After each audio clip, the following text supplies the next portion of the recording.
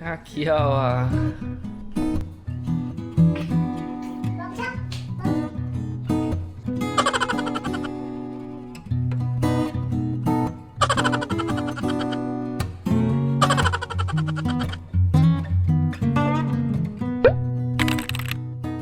안녕하세요, 수리아픽입니다. 오랜만에 이제 카메라를 켜게 됐는데 제가 이제 수술하고 나서 지금까지 너무 정신이 없어서 영상을 제대로 찍지를 못했어요. 근데 이제 좀 여유롭기도 하고 뭔가 이제 좀 상황 정리도 좀 다 되고 이래가지고 오늘은 여러분들께 제 수술에 대해서 좀 말씀을 한번 좀 드려보려고 합니다. 저는 이제 화장실에서 새벽에 넘어져가지고 이게 그냥 확 넘어졌었어야 됐는데 이게 안 넘어지려고 버티다가 오른쪽 전방 십자인대 파열이 됐거든요. 근데 이게 전방 십자인대가 파열이 되면서 그 반월상 연골판까지도 약간 손상을 입어서 그나마 좀 다행이긴 한데 절체를 하지 않고 봉합술을 시행을 했어요. 정말 다행이죠. 그래서 전방 십자인대 재건술과 연골판 봉합을 해가지고 3달 정도 진단서가 나오더라고요.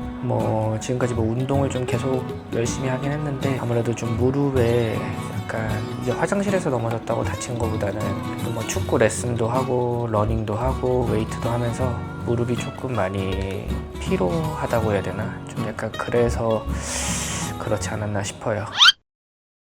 저는 일단 월요일날 새벽에 다치고 그러고 나서 이제 하도 많이 다쳐보다 보니까 이게 좀 감이 있어요. 맨날 축구하다가도 염좌나 이런 거는 기본이고 그래도 좀 많이 다쳐보다 보니까 이게 약간 좀 감이 있거든요. 근데 이게 딱 넘어졌는데 이 소리가 나면서 약간 좀 심상치가 않은 거죠. 그래서 이제 이건 진짜 그만두면 안 되겠구나. 그래서 제가 새벽 5시에 일단 MRI 제일 싼 데를 찾아서 서치를 했어요. 그러니까 동탄에 하나 있더라고요. 이제 그렇게 해가지고 수술도 다 잘 진행을 했고요. 힘들어서 좀 기대고 하겠습니다. 십자인대 수술이 이게 어떻게 진행되는지 이제 궁금하신 분들이 많을 것 같아요. 제가 수술을 받았던 기준으로 좀 말씀을 드리면은 수술 시간이 아침 10시였거든요. 저녁 12시부터 그 다음날 수술 전까지 그냥 물을 포함해서 아무것도 못 먹습니다. 무조건 금식이에요. 그렇게 해가지고 이제 금식을 하고 이제 수술로 올라가서 척추 마취를 하거든요. 근데 이제 저 같은 경우에는 하반신 마취로 진행을 하는데 이게 하반신 마취를 하게 되면은 정신이 깨 있어가지고 제가 간호사 분들께 부탁을 드렸어요. 너무 겁이 나고 무서워서 좀 재워주시면 안 되냐. 그다음에 이제 알겠다고 하시더라고요. 척추에다가 약간 따끔거리게 해가지고 그럼 여기 이제 다리부터 해가지고 이제 아예 감각이 없거든요. 이렇게 빨갛게 타오르면서 이제 그런 식으로 해서 이제 하반신 마취를 하고 수술을 진행을 하는 거죠. 여기 이렇게 보시면은 이제 이거를 맞아가지고 이렇게 멍이 들었는데 진정제 같은 거를 좀 투하를 해주시더라고요. 자고 일어났나? 중간에 이제 깼나 해서 깼어요. 그랬더니 무릎이 이렇게 꺾여 있는 상태에서 쿵쾅쿵쾅 두드리고 망치로 두드리는 막 이런 소리가 나는데 다행히 감각은 아무것도 없습니다. 감각은 아무것도 없고 그냥 이제 그런 상태에서 정신이 떠 있는 거죠. 그러니까 이제 눈을 뜨니까 옆에서 이제 간호사 분께서 거의 다 이제 마무리 중이에요. 이제 이러는 것만 들리고 이제 그 상태에서 눕힌 채로 이제 병실로 이제 내려왔습니다. 이제 병실로 내려오면은 거의 한 7시간 동안 고개를 들지 말라고 하시거든요. 이게 재미나이에 한번 이제 검색을 한번 해보니까 이게 척추 마취를 하게 되면은 고개를 들면은 이게 나중에 일어났을 때 척추액 이런 것 때문에 두통이 엄청 심하게 온다고 해요. 이제 그렇게 되면은 이제 제 혈액을 뽑아서 또 이렇게 넣고 이렇게 엄청 복잡해지나 봐요. 만약에 그런 상태가 됐을 때. 그래서 저는 이제 너무 무서우니까 7시간 동안 절대 이제 고개를 안 들고 계속 누워 있는 상태에서 이제 버티는데 이제 그때 그렇게 하고 나서 이제 이틀째가 되면 선생님께서 이제 발끝을 이렇게 좀 당기라고 하세요.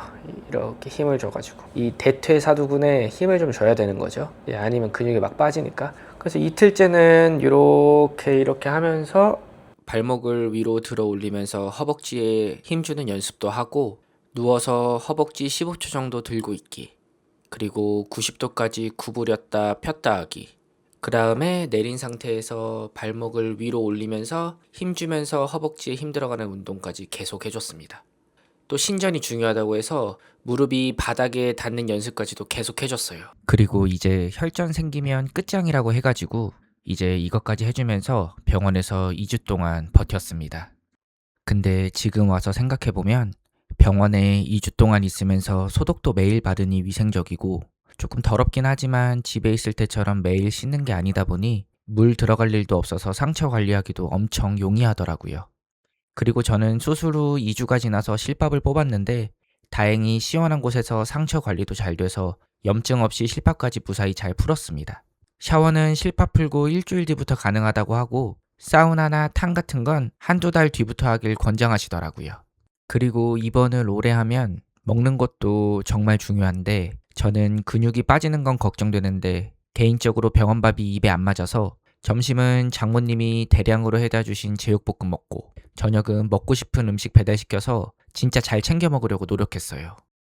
일단 병원에 오래 있으니까 가장 좋았던 게 뭐냐면은 계속 그냥 누워서 운동하고 혈전 마사지하고 물리치료만 이제 계속 받다 보니까 뭔가 이제 쓸 일이 없잖아요, 다리를. 회복도 빠르고 원장님께서도 이제 약간 수술 경과도 좋다고 해주셔가지고 거기서 용기도 좀 많이 얻었고, 제가 오늘도 외래를 한번 다녀왔거든요.